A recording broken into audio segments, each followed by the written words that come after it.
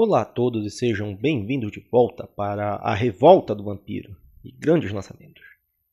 Pegue sua taça de sangue que está no ar, mais um episódio de História Revista.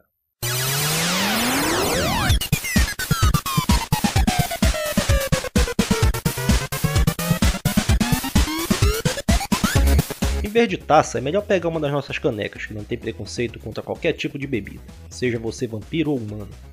Clique no link dos nossos amigos do E-Soda que está aí na descrição e pegue a sua. Quem já tem a sua pode encher do que lhe for mais palatável para acompanhar o episódio de hoje. Nós falaremos do incrível Soul River, os lançamentos do Dreamcast, o Game Boy Color aprontando as suas, tudo isso em agosto de 1999, com a Super Game Power 65. E já que falamos em vampiros, vamos começar direto com os previews, onde o primeiro é o Castlevania Resurrection para o Dreamcast. Fez a alegria geral da humanidade quando foi cancelado. Com toda certeza foi para o seu próprio bem. Essas fotos ainda lembram demais o que aconteceu no Nintendo 64. Depois desse tem Army Man Air Attack, aquele da franquia dos soldados de plástico. Esse era no controle de um helicóptero em missões que cheguei a jogar uma fase e achei bem parecido com os jogos 3D do Desert Strike, o Soviet e o Nuclear Strike, só que mais rápido e sem muita complicação. Lá embaixo nós vamos ver a segunda trilogia Duro de Matar, que vou passar direto, já mostramos demais esse jogo só na parte dos previews todo esse ano. Aqui ao lado, Driver no PlayStation, belo jogo que vai aparecer em um episódio futuro, mas desde já, recomendado. Ao seu lado já tem o Game Boy Color, Ghosts and Goblins, portado direto do Flipper que já mostrava do que ele era capaz. Um bom lançamento, apesar da dificuldade que já conhecemos. Road Rash Unleashed no PlayStation. Depois mudaram o nome para Jailbreak. Saiu depois do 3D que focou nas corridas e a porrada ficou meio de lado. Nesse aqui balancearam as coisas e também inventaram o sistema de gangues. Ao lado, Mega Man 1 do PlayStation. Foi a série Complete World, em que dá para jogar a versão original ou uma outra que tem novas barras de energia e controles modernizados. Toda a série do Mega Man foi relançada depois nos próximos meses e pode ser encontrada também na coletânea dos 128 bits. E o último, Resident Evil 1 do Game Boy Color, que foi cancelado e recentemente encontrado. Depois ele foi finalizado e lançado e tá aí pela internet. Esse deve ter sido um dos poucos pontos em que o Game Boy Color deu uma balançada quando ganhou cores. O Game Boy já ia para sua primeira década e as vendas por causa de Pokémon deram uma sobrevida que foi decisiva na hora de finalmente lançarem o colorido. Era isso ou então começar a trabalhar no verdadeiro sucessor. Tem o mérito de se sustentar durante todo esse tempo e bater todos os concorrentes que apareceram. Acabou que esse lançamento colorido foi uma questão de que o preto e branco já estava indo muito longe. O único jeito dos seus jogos melhorarem era se ganhassem cores mesmo. Vimos os lançamentos do Donkey Kong e Killer Instinct que tiveram gráficos super elaborados e quanto melhor, mais detalhados ficavam, só que também era mais difícil de conseguir enxergar alguma coisa ou qualquer coisa, dependendo do jogo, naquela telinha que tinha só alguns tons de cinza. Eles podiam melhorar mais ainda, só que não ia dar pra ver nada.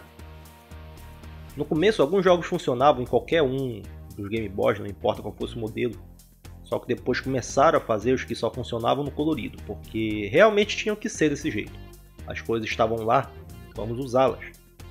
Foi só o próximo nível.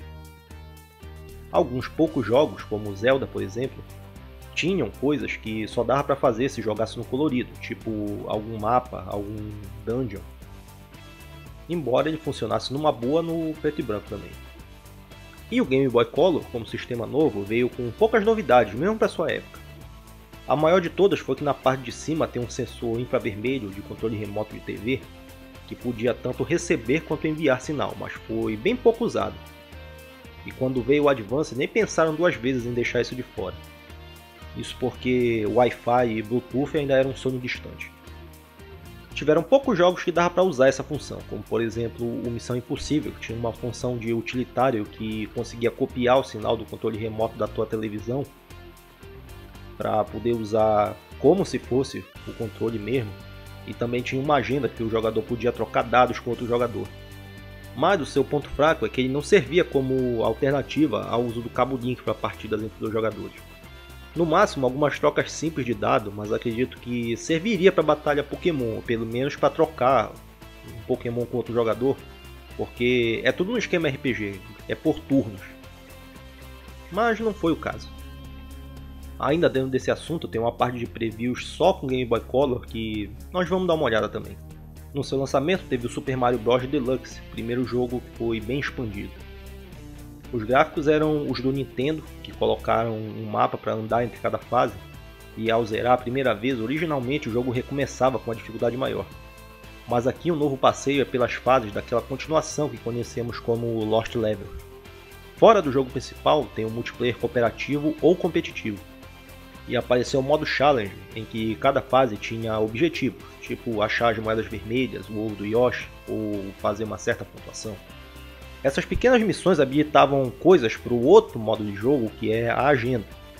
Agora que o cartucho salva progresso, dá para ajustar um relógio em calendário e marcar datas e compromissos. Quem tiver a impressora do Game Boy pode imprimir esses dados. Ou então brincar com as figuras que tem lá, que são habilitadas no modo Challenge, e fazer a sua arte. Também dá para fazer troca de dados pelo infravermelho, e de vez em quando dá para voltar e jogar um pouco de Mario também, a ideia original desse relançamento. Quem também veio para a festa foi o primeiro Prince of Persia, que pelo que dá para ver, não foi simplesmente a antiga versão colorizada. Bom que assim fizeram um jogo melhor e clássico é clássico, e vice-versa. Também tem o NBA Jam 99, que se os jogos 3D ficaram ruins de dar raiva, esse portátil ficou mais parecido com o original, que era o jogo que prestava.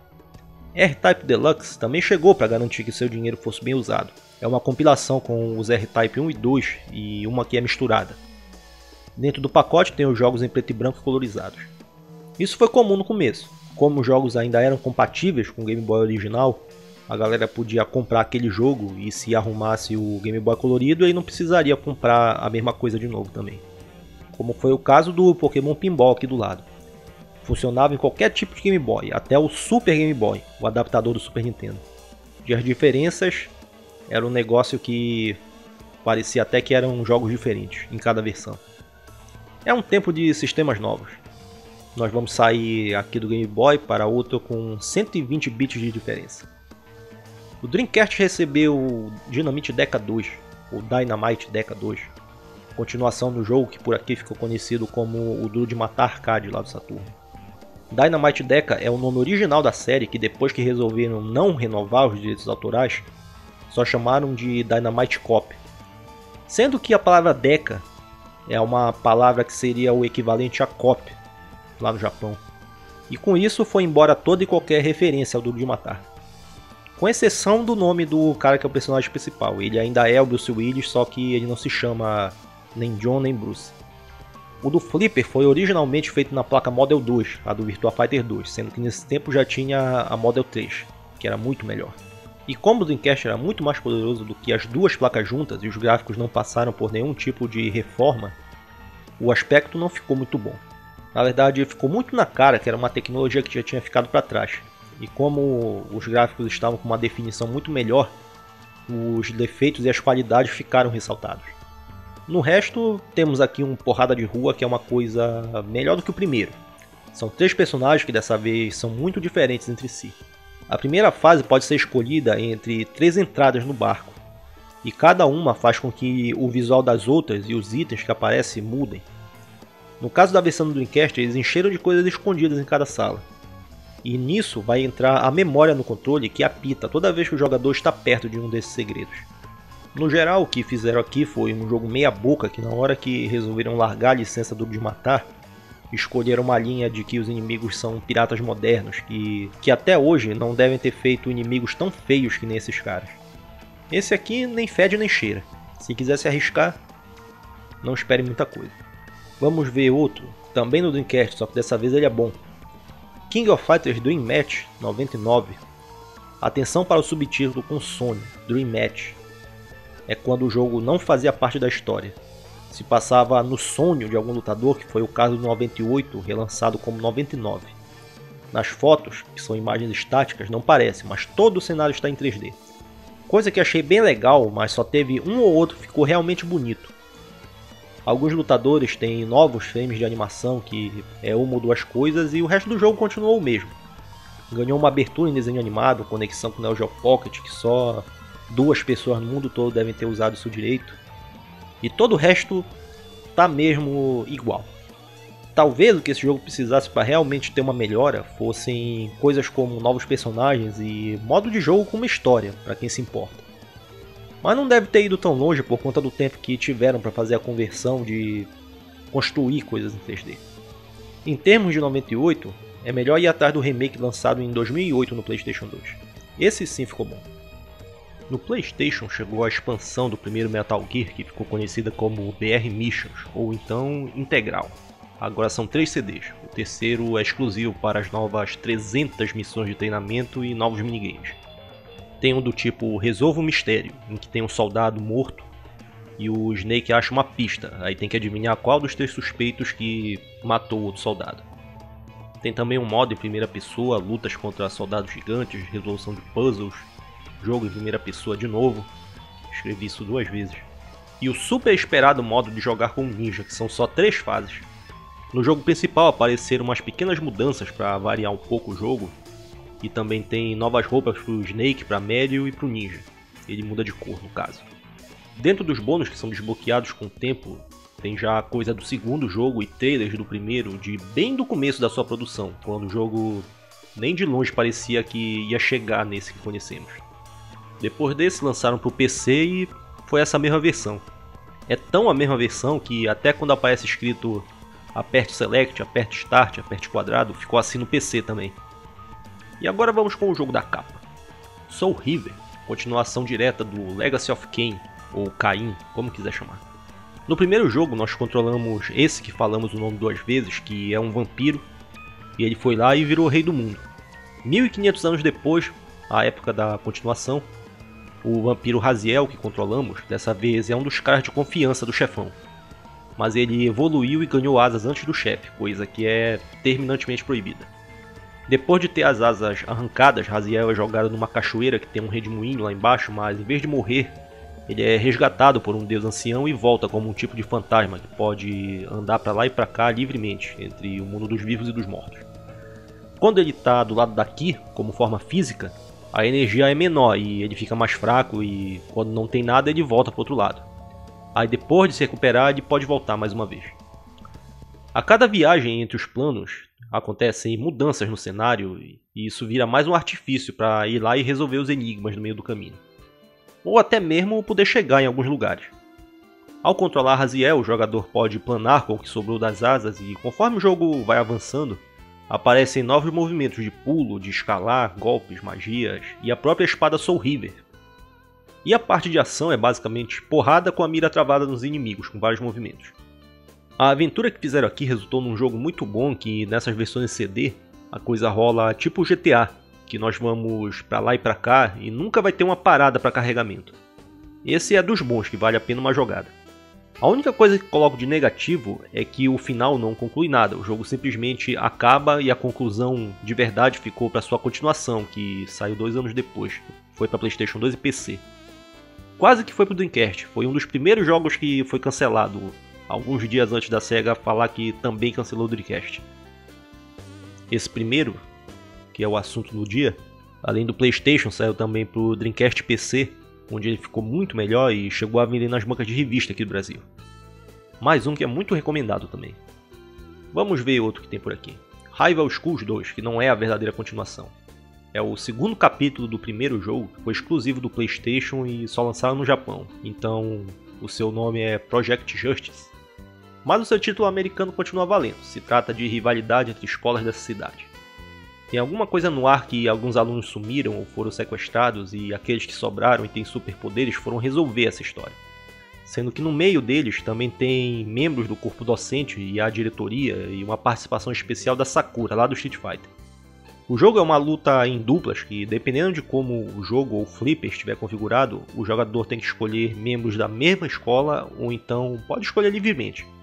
Em alguns casos ele pode escolher o mesmo personagem 2 vezes. No começo de cada fase tu escolhe um e entre os rounds dá para mudar ou não o lutador. De qualquer forma ele vai recuperar energia. O esquema é mesmo de rounds e não que a luta acaba quando um lado fica sem nenhum lutador, como é no X-Men vs Street. Dá pra chamar ajuda e o que vai acontecer depende de cada personagem. Tem aqueles que fazem um grande ataque em dupla, tem aqueles que recuperam energia, aqueles que enchem a barra de especial. Ou então tem as combinações que são de cada escola. Só na versão japonesa veio um segundo disco com minigames e um modo de criar o seu personagem, que o seu desenvolvimento era um simulador de encontros que durava um ano letivo, e ao final esse personagem podia ser usado no jogo principal. Sendo que nessa sequência exclusiva, foi um disco só com tudo isso, e também já vieram 2 personagens que só foram aparecer na verdadeira sequência de 2000, que foi pro Flip e Dreamcast. Essa parada de rivalidade entre escolas é uma coisa que é difícil de entender. A gente olha no videogame é legal, mas quando a gente vê na rua a gente reclama. É o ser humano, né? E aí, foi falar nisso, ó, mais luta. Fatal Fury Wild Ambition, lançamento original do Neo Geo 64 que agora está no PlayStation. Esse jogo, na parte da história, é um remake do primeiro. Ele tem elementos dos jogos que vieram depois, tipo a jogabilidade do Real Bout, que já era também um remake do mesmo, a barra de especial e os golpes que a usam e alguns personagens. A mudança de planos de luta não faz mais sentido em 3D se fosse do mesmo jeito. Agora o movimento é mesmo um desvio comum para os lados. Diferente do que ficou o já citado Real Bout, esse aqui ficou mais lento. Por um lado funciona, porque foi na medida certa para que os lutadores parecessem ter peso. E também não foi nada que a luta demore e fique maçante, porque os combos funcionam do mesmo jeito. Não ficou também difícil de jogar como acontecia na maioria das vezes que um jogo vira 3D. E o seu desafio ainda era alto, mas não no nível SNK que deixa algumas partes do jogo impossíveis. Os gráficos em 3D ficaram bem legais, eram melhores do que no Samurai Shodown. E tirando alguns detalhes, a versão do PlayStation teve uma cara melhor. Falam aqui no texto de problemas que qualquer jogo de luta tinha, e foi mais uma questão da indústria como um todo aprender a mexer nisso. Não foi somente culpa da SNK. Nessa versão aqui, eles fizeram também uma abertura em CG que mostra como foi que começou tudo isso. O dia em que o Geese foi lá e matou o pai dos protagonistas, e é um dos filmes em CG mais bem feitos dessa época. Tem a sua relevância como parte da história, mas é bom ver como a SNK também caprichou em cada detalhe desse filme. Ficou muito legal mesmo. Mais um jogo curioso aqui. Ape Escape. O cara que caçava macacos no PlayStation, que se formos ver, a história de que tem um macaco que ficou inteligente com um capacete que inventaram e depois viajou no tempo e aquelas coisas, é quase como se aqui fosse o planeta dos macacos que foi pro lado da comédia. A grande onda desse jogo é que ele foi criado para mostrar do que o controle analógico é capaz. Coisa que não pensei que chegou a enfrentar qualquer tipo de resistência pelos jogadores. Isso é mais ou menos como daquela vez que a SEGA fez o Eternal Champions, para que o povo entendesse que aquele controle de 6 botões para o Street Fighter serviria para mais de um jogo. Como se não tivesse Mortal Kombat chegando, como se os outros jogos que viriam por aí não usariam dos 6 botões. Mas parece que ainda é preciso mesmo chegar lá e desenhar para essa galera que esse controle novo não vai ser usado só para um jogo. Claro que tem antecedentes, o pessoal faz pistola, bazuca, volante, mas é o controle oficial que é feito pela sua produtora, feito pela SEGA, feito pela Sony, feito pela Nintendo. Aqui a diferença é que Ape Escape foi lá e deixou claro, o jogo só funciona se for o controle analógico. E fim de papo. E ainda bem que eles fizeram isso, porque o controle funciona muito bem, a sua jogabilidade foi elogiada e o jogo também era bom, ele voltou em várias sequências depois, ainda na família PlayStation. E os macacos foram vistos depois também, no minigame que colocaram no Metal Gear Solid 3, no PlayStation 2. Se nós formos lá e completar esse minigame, nós ganhamos de brinde a roupa que é camuflagem de banana. E isso é tudo o que tenho a dizer sobre o assunto no momento. Vamos continuar. Dino Crisis, mais uma invenção do criador do Resident Evil. Sabemos que esse outro é conhecido como Survival Horror, e esse aqui foi descrito como Survival Panic, uma coisa mais imediata e movimentada. É mais um jogo de ação, especialmente pela parte do combate. O jogador controla a Regina, nome que vem do latim e significa rainha.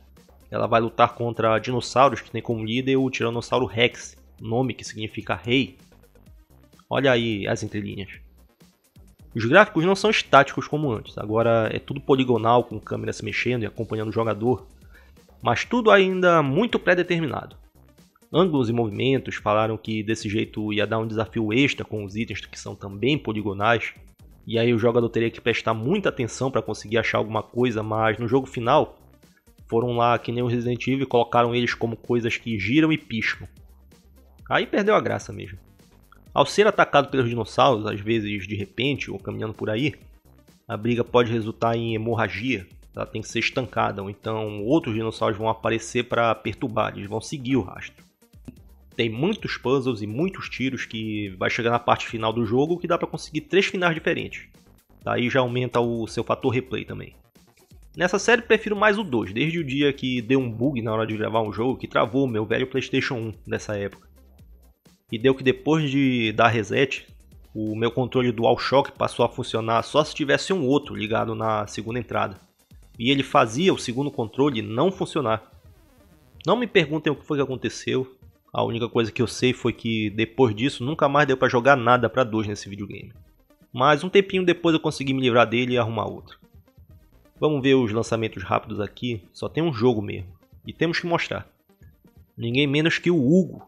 Nessa época ele passava na CNT Gazeta, se não me engano. R$5 uma ligação e os apresentadores berrando pra apertar o 3. Esse no PlayStation, que também saiu pro PC, tinha exatamente os mesmos jogos que passavam na TV. E a única coisa que tinha que fazer era no máximo uns 3 comandos no jogo que era mais difícil. E era tipo pular pro lado, virar pra esquerda, virar pra direita. Ele tem uma jogabilidade bem melhor do que o original, que a gente apertava a tecla do telefone e só depois de uns 3 a 5 segundos ele se mexia. Tempo demais para um jogo de ação que valia prêmios. Teve uma vez que eu participei, em 1998, só consegui ganhar o Kit Hugo, que era uma camisa, adesivo e uma sacola de pano, que é a única coisa que ainda existe. Mal dá pra guardar um Game Boy dentro dela, é muito pequena. Não tem chororô, esse jogo acabou. Agora vem aquele momento feliz de pular várias páginas com dicas e Game Shark e o caramba, e vamos chegar na parte dos detonados. O primeiro é o Croc 2, aventura 3D bem legal que saiu para PlayStation, Game Boy Color e PC. Dessa vez faltou a do Saturno, como eles tinham feito com o primeiro jogo. É certo que ninguém mais se lembra disso, mas toda vez que eu via o Croc se mexendo, a primeira coisa que eu pensava foi que tinha um jacaré no palco do programa da Angélica, quando ela estava no SBT. Ele era tipo animador de palco, assistente ou alguma coisa do tipo. E o Croc meio que se mexe do mesmo jeito que a fantasia se sacudia quando o cara começava a andar pelo palco. Enfim, dentro do que é importante colocar sobre esse jogo, é legal falar dos bastidores, de como a ideia original da sua produtora, a Argonaut, era de fazer um jogo do Yoshi. Ele foi levado até a Nintendo, mas não compraram a ideia. Aí os caras foram ver se alguém se interessava. Nesse tempo não tinha Kickstarter, ou Catarse, ou Patreon. E tiveram que ir à luta. Uma hora finalmente conseguiram lançar o jogo, que fez um certo sucesso, o bastante pelo menos para ganhar uma sequência. E ainda tinha aí ideia para fazer um terceiro jogo, que acabou não acontecendo. E deu que o personagem agora tá aí andando pelo limbo dos mascotes. De uma forma injusta, também podemos dizer.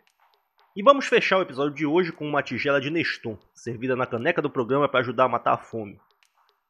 E vai ter que ser Neston porque aquele filho de uma égua do Raziel comeu as almas de todos os inimigos. Esta foi a Super Game Power 65, agosto de 1999.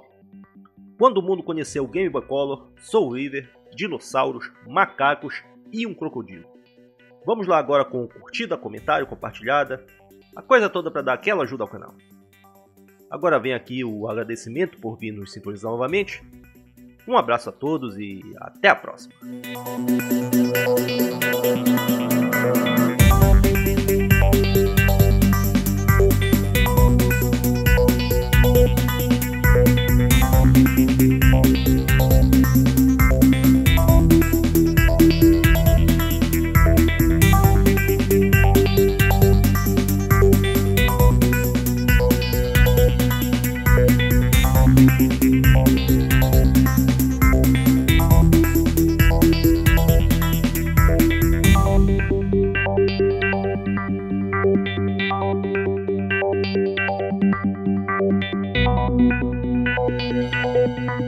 Thank you.